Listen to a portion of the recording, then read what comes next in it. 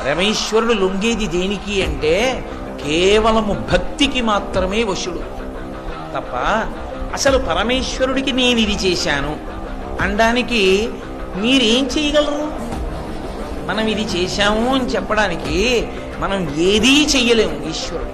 ఎందుకో తెలుసా అండి, శంకర భగవత్పాదులు శివానంద లహరి చేస్తూ అంటారు, శివుడికి ఇవ్వడానికి ఆయనకు ఓ చేతిలో బంగారు కొండ ఉంది, మేరువుని విల్లుగా పట్టుకుంటాడు. కాబట్టి మీరేం బంగారం ఇవ్వలేరు.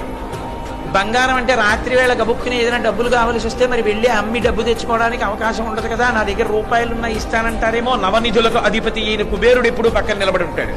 ఇంకేమి ఇస్తాం మనం?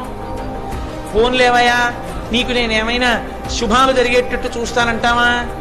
ఆ శుభాలన్నీ ఆయన కాళ్ళ దగ్గర పడి ఉంటాయి. ఎవరింట్లోనన్నా శుభం జరగాలి అని ఆయన అనుకుంటే ఆయన కాలు కదిపితే మంగళతోరణమై పట్టుకుంటుంది గడపని. శుభాలన్నీ ఆయన కాళ్ళ దగ్గర ఉన్నాయి.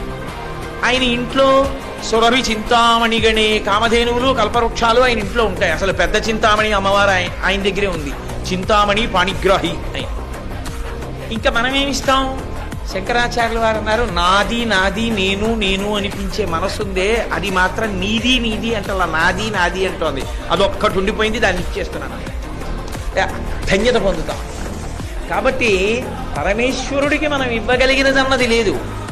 ఏదిచ్చినా ఆయనది ఆయనకి ఇవ్వడం అంతే.